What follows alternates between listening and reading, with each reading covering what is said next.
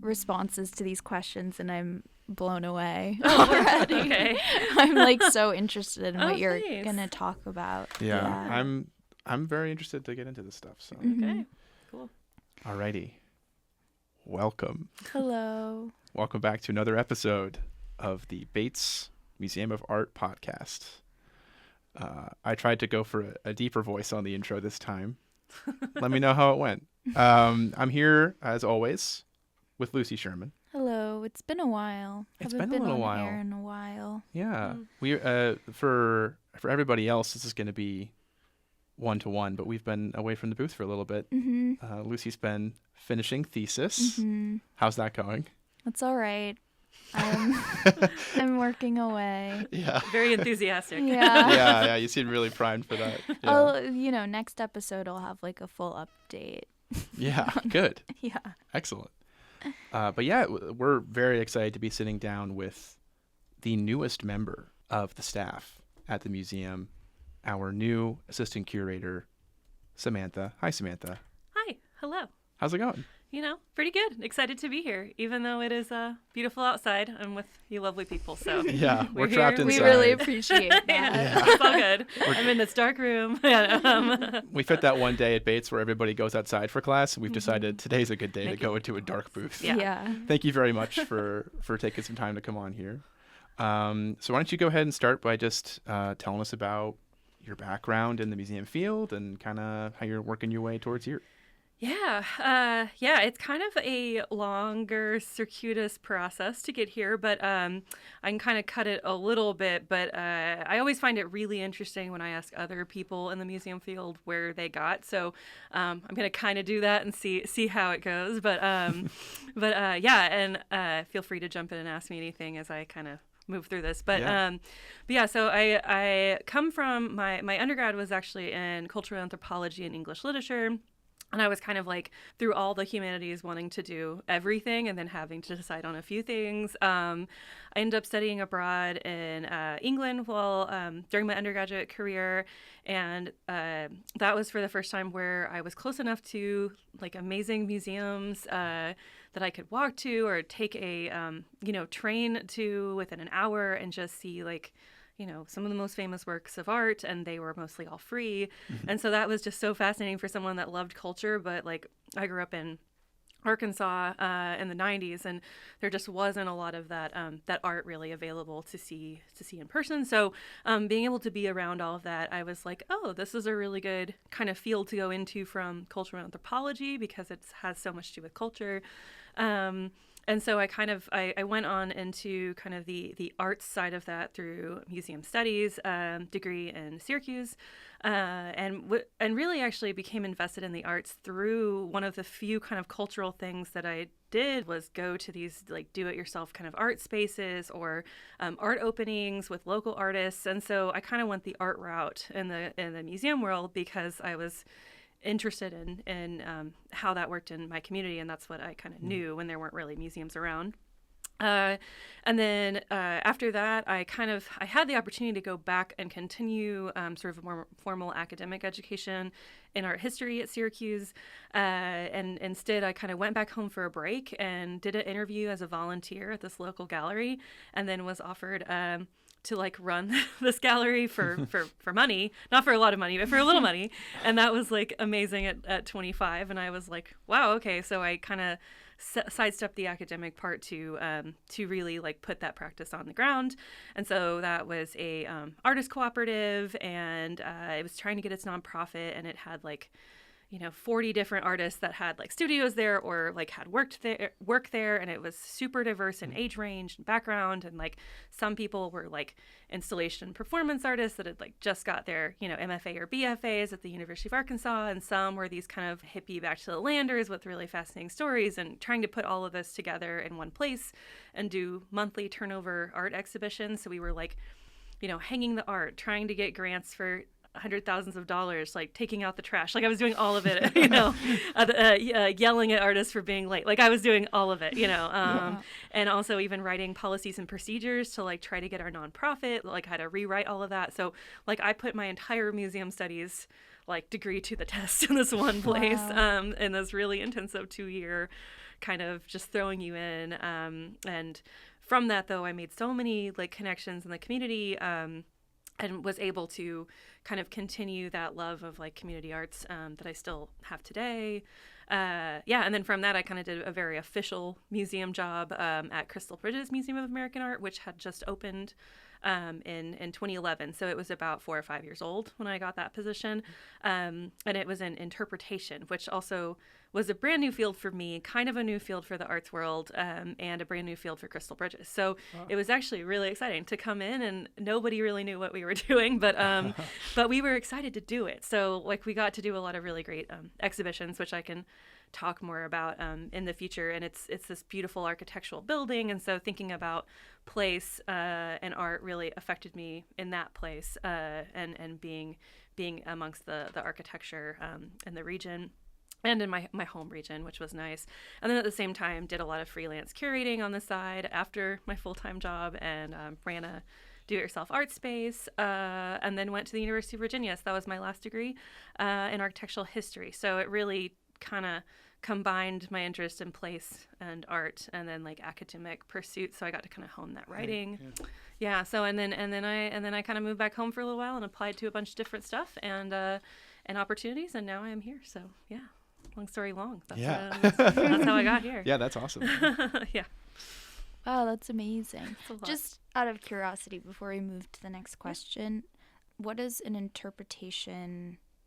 What did you say? Interpretation curator? It's an interesting, it's a developing field or discipline within kind of the arts world, and larger museums have them a little bit more. But yeah, really, it kind of stands in between curation and education. So like sort of your educators, whereas they might do the work that's sort of directly with the audience, like they might give tours or have a program, and the curator is kind of doing the research, getting the artists together, writing the label. We think about the audience experience in a self-guided way, so like through the gallery. So if you don't have if you're not there for a specific educational event or like speaker or something, but you're just going through the gallery, like how do you make it accessible for as wide an audience as possible? Like different kind of learners that come in, like certain people might be, more visual learners, or certain people might be doers. So you want an activity where people can do. Certain people like a print guide, they like an audio guide. So you have this like toolbox, as we kind of call it, of like ways of engagement, whereas like where the labels are really just step one, and then it's like you kind of have the labels, but we also we had eyes on all of the labels. We were also the first people that edited any of the curatorial labels, because we wanted to edit for accessibility and for kind of what we kind of called like a hierarchy of information. So we also thought about design a lot. So you might move a really important statement up to the top and bold it, like these kind of things. Because if you're just a skimmer, like you still want the skimmers to get the information. So, so sort of working with hierarchy information for kind of maximal audience engagement and thinking about the relevance of artworks, which I take with me into kind of everything I do now too. So.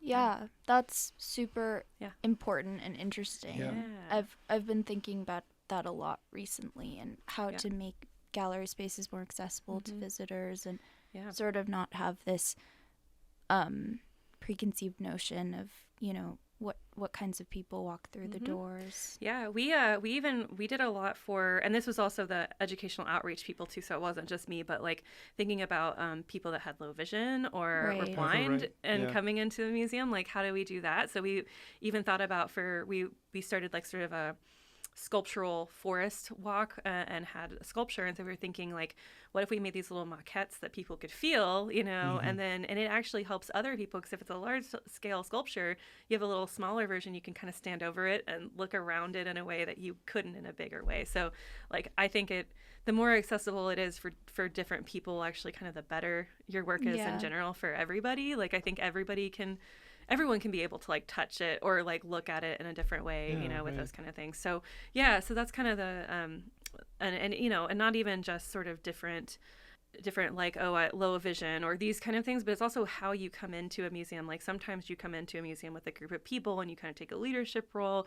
Sometimes you want to come alone and you kind of need to be pensive. So like, what are these moments that we can have? Not every space is going to have all of it, but maybe we can like pepper some of those in for a little bit of something for as many people as possible to kind of get meaning out of the exhibition. Yeah, because I know at the art museum at Amherst College, I remember that they were doing something. They were ancient tablets, I think, and they wanted to have a tangible way to feel the tablets, but they don't want everybody coming up and grabbing something that's thousands of years old. So they actually made these 3D printed models of it, and that was like a really effective sort of tactile way to kind of build that in. So. Yeah, 3D printing is I think has been really great for interpretation in gallery spaces because you can do something almost exact to scale, and then have people kind of feel it. Like one thing that you do learn about museums is people really want to touch the stuff. So and you can't really let them do that. So what's an alternative to that?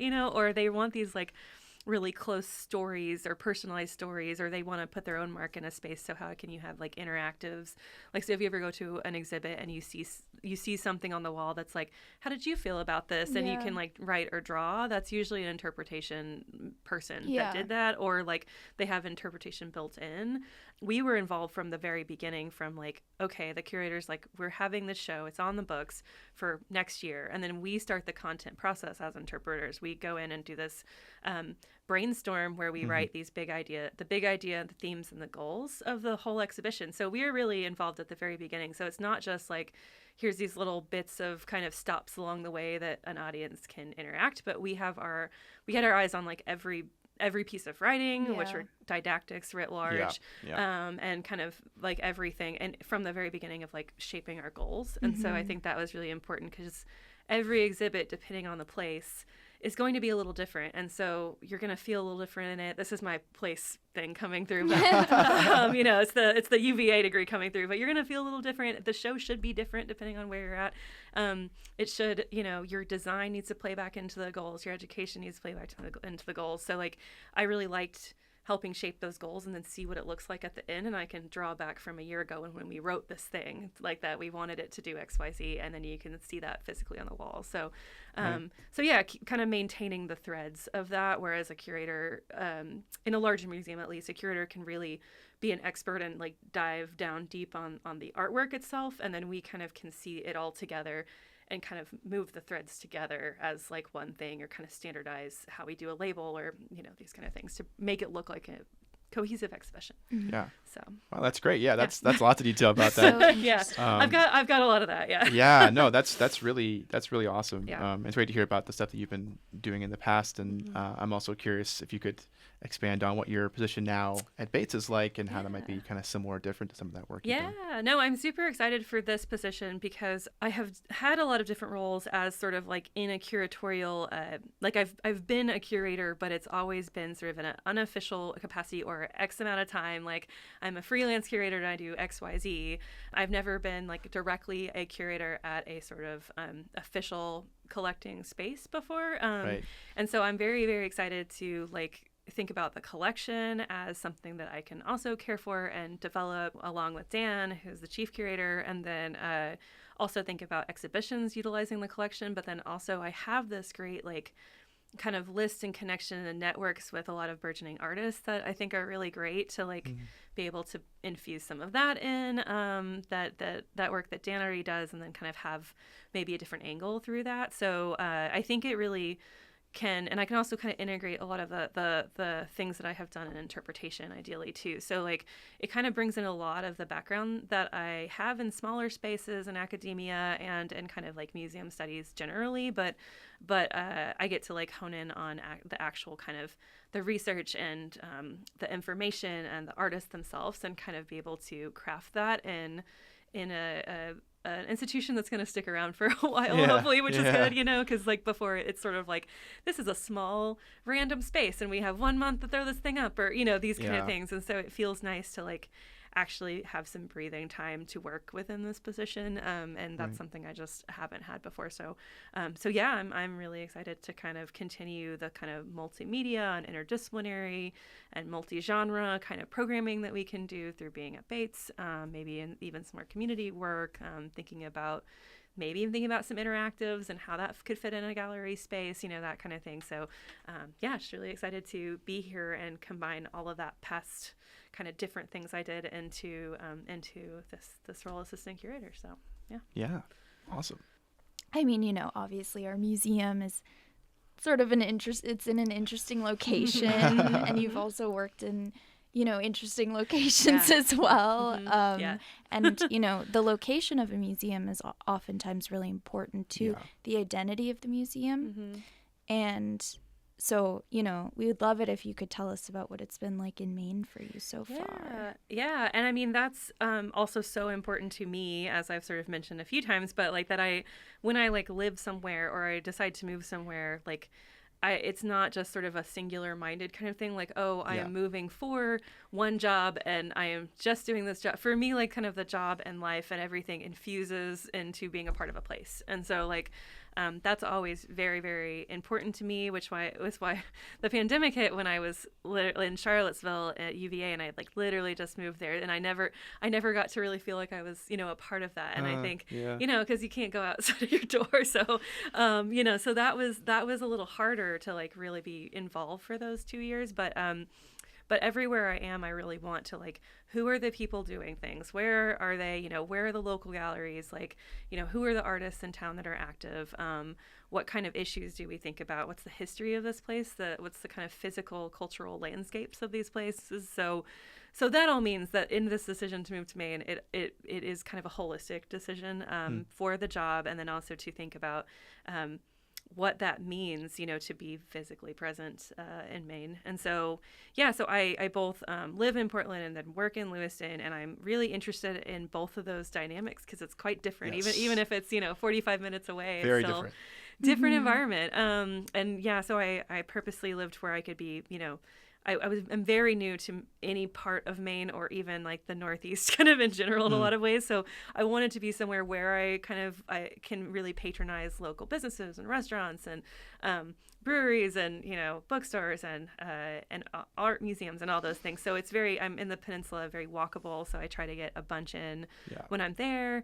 And then, Lewiston in its own way has this really kind of stark beauty and interesting history with the mills and, even like I got to meet some of the local art organization leaders here. And it's just, I totally understood kind of the plight of doing that because I had done that in the past in places that don't really seem as like art hubs, So I want to definitely support what they're doing as well in Lewiston. So all of that means is I'm really looking for like, especially this summer, ways to collaborate and meet with a bunch of different kind of arts organizers through Bates, through Lewiston, or through Portland, or even larger Maine, and just so I can be that face that's like, I am open to ideas, like, what do you want? Like, let's work together. And it could be at Bates, it could be out in a community, whatever, however, that works. But I definitely want to be a part of everything here. So I'm really excited to be involved. Yeah, that's awesome. Because we're all from away, so none of us are Mainer natives who are talking here, and it is it is an interesting thing. I found that people in Maine have been very welcoming, actually. They really which is have. nice because you kind of the title of Mainer is sort of like one that you kind of need to be born in Maine to have most of the time.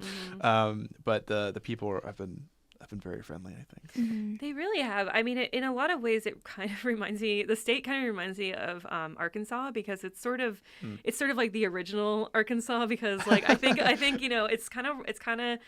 it feels like it's sort of isolated up at the top, and then it's kind of like people might like forget that it's there if they're New Yorkers or like big city kind of big city, or they might go on a vacation there but like not know much about it. It's one of those things that I think gets might get overlooked too much sometimes in like a larger narrative of like cultural scenes, but actually has like so much beauty. People are so kind. Like it's something that I think people that don't know might easily pass by, but like once you know. And so I kind of that same sort of DIY mentality and kind of like, we're out here kind of, roughing it, but we take care of our neighbors, like that stuff I totally see as an Arkansas thing too. So, so I really like the people here, and I've enjoyed it a lot.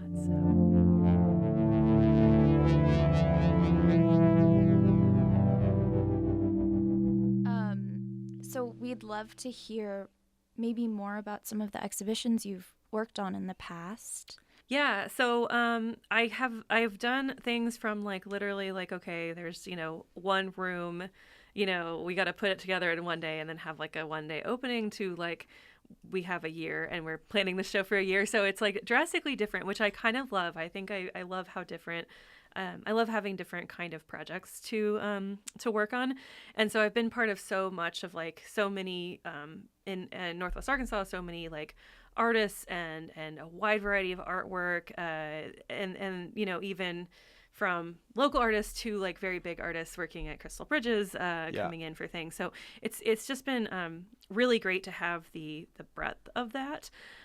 So like for instance at Crystal Bridges, I was able, because of the role of interpretation is kind of like you find the relevance to people and you find these connections to art to other parts of life. So if we have an exhibition on the art of dance, then I'm going to become like this very minimal scholar of dance history, and it's stuff that I would never know about, but I get to like jump in and find like, and now I know things about like early dance videos and like who were the early dancers and how did modern dance become modern, and like, right. No, this would never happen without these kind of shows. And then same thing with road trips and learning about the development of cars and cameras, and then early filmmaking, like these things that I kind of have random knowledge about now because I got super involved in them. So that's why I love working on exhibitions, specifically as kind of meeting the people, be able to learn different things from everybody. But yeah, I do have a few favorites exhibitions. Yes. So I know it's hard to pick a favorite. It is. Yeah. Well, and I didn't when I wrote all this out, I didn't actually say favorite exhibition, so I didn't totally answer your question. But I have divided it in most rewarding and most fun. Okay. So because all of them, when you're done, it's just like there's just such a. It's like pride, and it's also everything has its own difficulty, and there's just it's all its own different kind of beast depending on what your goals are and all of that with your show. Right. But two of mine at Crystal Bridges, the most rewarding one was the show called Border Cantos. It was this collaborative project that was two contemporary artists, American photographer Richard Mizrak and Mexican-American sound artist Guillermo Galindo, and it was about the Mexican-American border. Mizrak is, I think, originally from California or based a lot in California, and so kind of more well-known on the West Coast. But he does these very large format, immersive landscape photography. And so it was that of border fences, of objects found at the border, of sort of the remnants of the patrols, things like that. And then Guillermo Galindo would make instruments out of objects that Mizrak found at the border. So he would sort of take these items that were discarded, and then Galindo would make like sort of these sound experiment like compositions from them. And so is really kind of, they weren't very well known amongst our audience in Arkansas. And it was contemporary art. And so there's this stereotypical kind of idea that the Ozarks are very kind of backwoods and they're just not going to get it. And they're very conservative. And that is maybe part of it, but it's not the whole story. So we had a lot to kind of prove about our audience and about like how, and it was also a very challenging subject because these objects are charged with like loss and trauma and the very contested issues of borders and migration. And we had a big Latine population we have in Northwest Arkansas. So how can we also tailor to them and not to an audience that doesn't know what we're talking about? Because ideally they would come in and understand this material in a very kind of in an important way. So, and all of that was a lot of challenges. On top of that, it was also 2017. So like it was during the like Trump was really politicizing a lot of the border wall and stuff. And so so we were able to like 6 months out have like an advisory committee of kind of Latin professionals and people from like, stay-at-home moms to like a professor at the university. And they became a really nice coalition and of kind of support for us, and they had their eyes on every single text, design, everything, and they also wrote some labels. And so like having them kind of guide us on where to go through this. And then we also, was the very first time we had like a really robust program of going out into the community and doing panel discussions and things like that we normally couldn't do. And we even did some interviews with people talking about their personal stories crossing the border, and then edited them and then had them where you could play with headphones on, and had all these interactives. And so it was a really big and scary project, but we actually like exceeded our numbers, like more than doubled the audience expected. And then I think it really proved, it was very powerful to a lot of the audience. And I think it really proved that like we could do like fully contemporary art kind of experimental shows, and at the same time do shows that are very challenging and think about political issues and issues of humanity in the Ozarks. And I think the kind of leadership didn't expect that. And so I think we did a lot of work to like help show how our audience can be diverse and kind of grow and things like that. So that was a tricky one. There were lots of tears on that one. I would expect so. Wow. Right. Yeah, and it was also our very first time translating every single thing into Spanish too.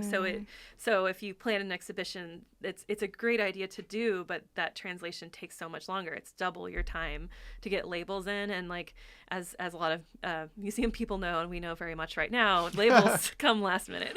We are in the final days of putting up an exhibition right now while recording, so we're label printing is on the mind. And label printing is like the last thing that needs to be done, and it usually is. Like it's hot off the press. You got to slap it on and let the audience in. So it was hard to. You have to really get your words right early on to translate all of that. So that was the most kind of rewarding one. And then the fun one was the Open Road Photographers in the American Road Trip.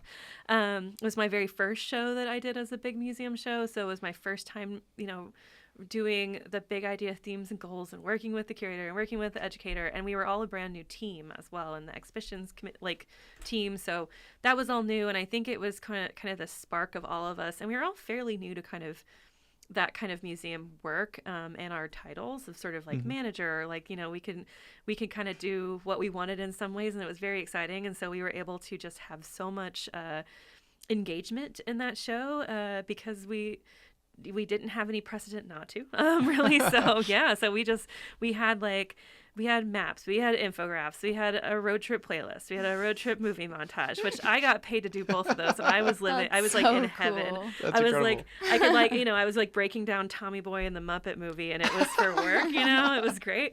So, and then like magnet activities, so sort of low tech activities, a digital photo upload activity, a roadmap inspired print guide. We did like all of it, and it was very fun. And I think it really just solidified us as a team that like we were excited to kind of break new ground on exhibitions, like what is allowed in kind of an art space with artworks. Like, yeah, you can have fun in there. You can play a movie. Like I think it was just really interesting collaboration between design, project management, education, curation, and interpretation. So it was just super fun. So those are my two like highlights of it. But it was all great. But yeah. Yeah. No, I mean, so you brought up the road trip playlist. So do you have like a favorite? Is there like a go-to road trip song for you? Because I feel like that's. Yeah. Well, so the fun thing was too, this was our marketing team. We were coming up with things to do to like market it was a summer show. And they were like, so you're doing a playlist of road trip songs and it's March. Let's do March Madness and have everybody like they would vote on what was their favorite road trip song. Oh. So yeah, so it was that actually so a bracket. Wow. So I made it into like I guess 32 and then 32 songs on the playlist, and it perfectly covered sort of the time range of the shows. It was like the 50s to today, so it was like 2015. So I tried to get so it wasn't just like classic songs. It was sort of as diverse as one could get in the genre. And then it was kind of a competition. And I think Johnny Cash's "I've Been Everywhere" won. I'm pretty sure, which is a great song. My go-to for road trip is one of my favorite artists that I can't ever. Very classic, Tom Petty, but I love Tom Petty. Sure, so Tom Petty is my. I mean, he has like that. Yeah, he has so many road trip songs. So So I mean, Tom Petty is like my road trip go-to. But I think I do love the Johnny Cash "Everywhere" song, and I think that one won our March Madness road Gotcha. trip layoff. Yeah. What about you? Peter, Oh. yeah. Oh, I man. was just about to ask. So most of the time for a road trip, I played a playlist that I made during the pandemic called Corona Road Trip, because Okay. once I made the one, I had to stick with it. It's really all over the place. I think my favorites on there, pretty much everything on Born to Run, the Bruce Springsteen album. Oh yeah. That's great. Yep. I used to not be a Springsteen guy. Totally turned around on The Boss. Big fan. I think that's a adult rite of passage. You have to like turn around on that. You're like, oh, like my parents love Bruce, and then Yes. like as you're an adult, you're like, you know what? He's actually pretty rad. Exactly. No, my mom was like, "Oh, Bruce Springsteen's great," and I'm like, "Why?" And then I'm pretty now sure- I feel like I totally get it. I'm pretty sure Born to Run was on my open road playlist. Yeah, So, yeah, yeah. you got to have the Boss. I at think least one song. that's like my favorite. I think particularly Thunder Road, which is a great song on there. That's like the one I always go to. But Nice. all right, Lucy, you got to give one out. Oh God. Okay, I'm just gonna go with this one. Do it. Band on the Run. Oh yeah. Paul McCartney. Great. That Oh, album yeah. is fantastic. So good. Oh, Yeah. excellent choices. Yeah. Thank you. I'm just very pleased with your choices. I know. That was like a good outcome. I feel like like it just is something about that like classic like 70s kind of, you know, like 70s Yeah. 80s vibe that like is just really good for a road trip, you know. And Yeah. I think that was sort of the tone we were going for as well. So it was a little heavier in that because that was kind of there was a lot out there about Yes. that worked for road trips. But I do think I had some.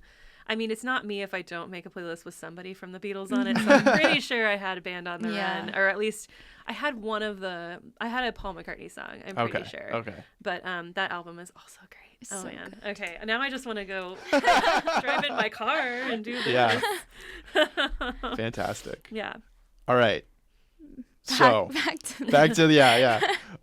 So I know that you're working on another project right now. That is back in Arkansas, right? Yep. So why don't you tell us about what that's like? Yeah, I'm in the throes of it right now, similar to what they're doing in the exhibition here with installing, but you know, half of a country away at this moment. But yeah, I mean, this project is called Ozark Home Beyond the Frame, and it really just started as last year. I was sort of looking for professional opportunities and development opportunities, and there was a call for curators grant that was Northwest Arkansas based, and so I applied for it based on this idea of like kind of showing that Ozark domesticity and tradition is like actually has a like beauty and art about it, because so often in the media, if you hear anything about like the arts in the Ozarks, you usually hear, oh, Crystal Bridges, which is sponsored by the Waltons of Walmart, so they're, you know, the richest family in the world doing this. They never talk about people that like are also makers in there. So it's sort of like the other idea is we are giving this to the poor Ozarkers who's never seen beauty. It's kind of the tone that you get on these things. So I was sort of like, well, that's not really true. Like even things that are, you know, quilts or whatever, like, you know, these objects that people pass down through families, like that's kind of special too. So thinking about like everyday items of beauty that people make or pass down. And so I got the grant for this, and this was for contemporary art and artists that deal with this kind of work. So they might, you know, include like textiles in their contemporary work about living in the Ozarks. So like looking to that history, but also challenging that history in a lot of ways. So I had this grant that was going to happen in this space, this sort of contemporary gallery space in Springdale, which is one of the towns in Northwest Arkansas. And then I went, there's two blocks down the way is this history museum that I kind of grew up with, this Ozark History Museum. And I am a collaborator by nature, as sort of a mention that I'm like, I'm open to it all. So I and also a little bit of an overachiever. So I walked down the road and I was just like, hey, we're doing this thing that the artworks, you know, the contemporary artists I'm looking at are really kind of thinking and grappling with tradition in the Ozarks. And then can I just have like, is there like, you know, one case you could give me in the entrance where maybe we have a few like letters from a maker, or maybe there's like a sampler, you know, someone embroidered or something. And then the very lovely executive director was like, well, we don't have anything at all on board for our temporary exhibition for next year? Do you just want to have that whole show too? And so now I have 2 shows that I have to do, and it's packaged as one show, open at the same time.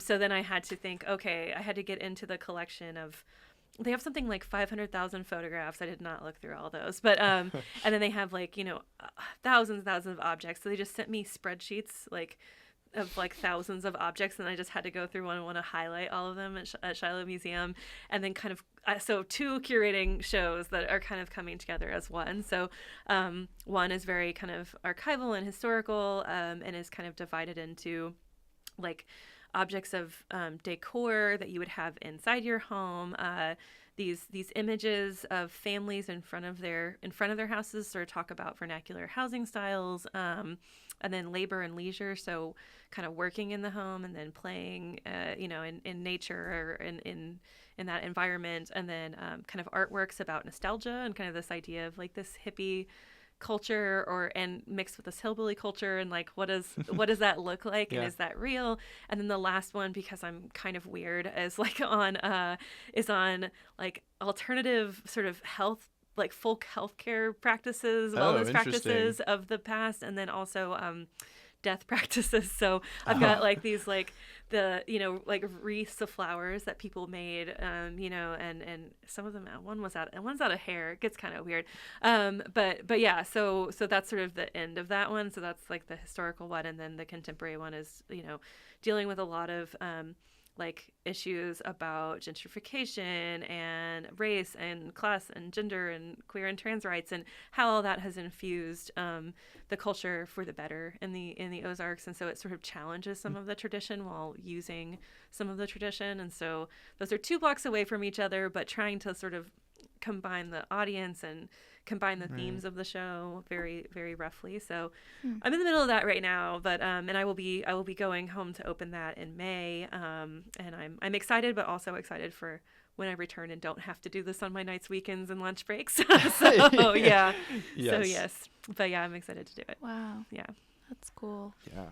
Well, we're wrapping up now with a very fun question, which The is final question. the final question, which is, do you have a dream exhibition you'd like to do in the future? Yeah, I just kind of threw this one in today because I was like, this is something I'm constantly grappling with, and I don't know if it's ever going to be done correctly, if I could ever do it correctly, if anyone should do it correctly, but it's sort of, I've been very invested in sort of the do-it-yourself or grassroots arts cultures from like at least the 60s, 70s, when they were kind of more based in larger cities, but then like maybe the ones that are not seen, because I was doing this when I was doing my thesis. I was looking at the histories of these kind of collectives, and they were all any of the books, any of the publications was like, okay, you have New York and LA, and then sometimes you have Chicago. Like there's not a lot of published material that is out there, because a lot of that stuff, like the spaces themselves are kind of ephemeral. They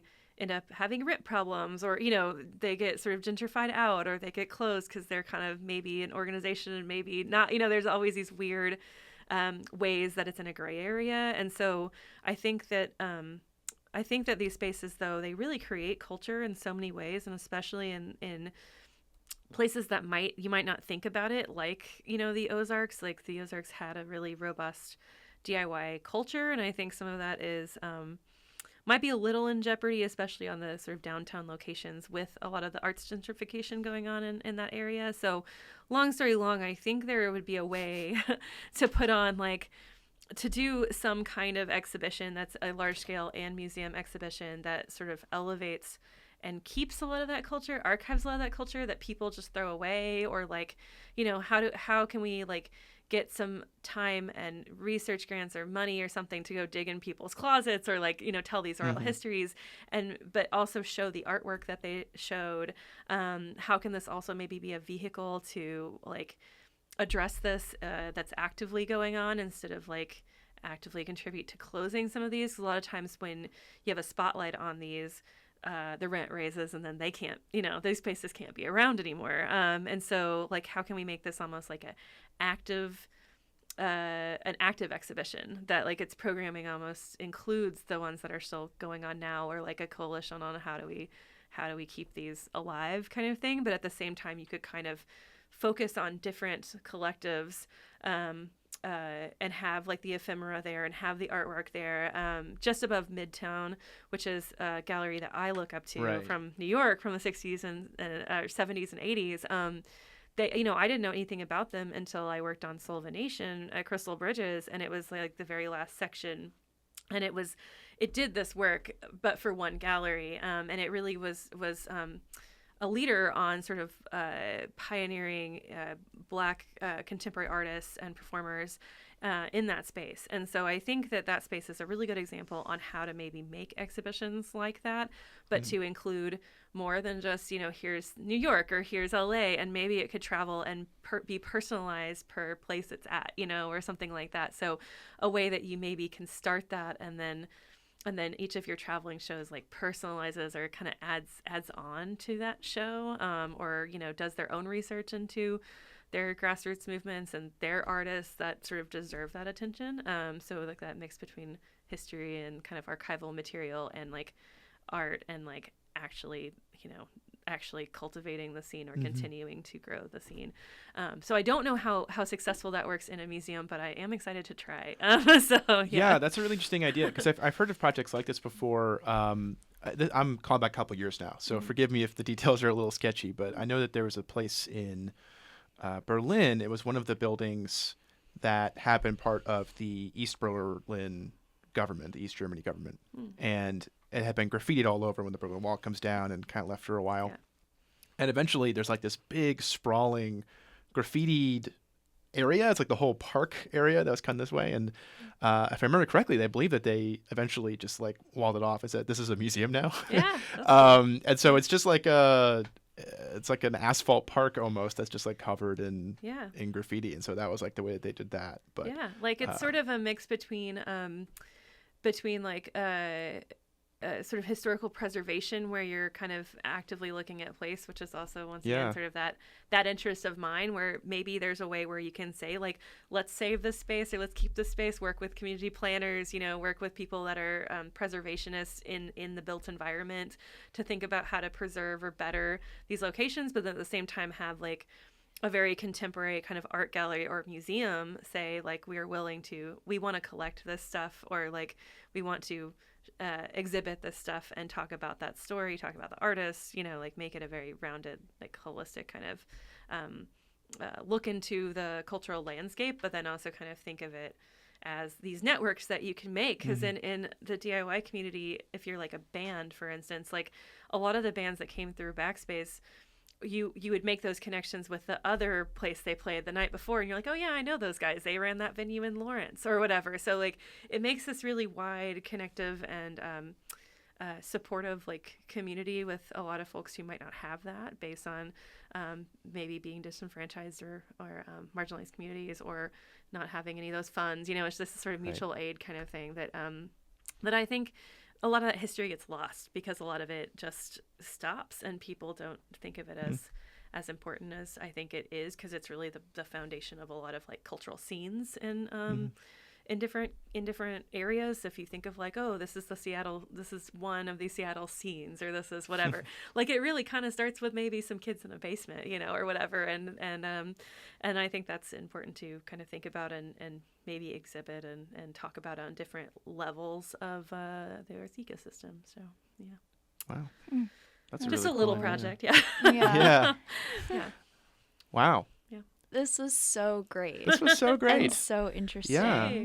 Thank you very much for coming on and doing this. Yeah. That was a total blast. This has been so fun. Thanks so much for having me on. Like I can talk into a microphone, I was telling Peter, but I'm not always great with if there's like a camera or something. Yeah.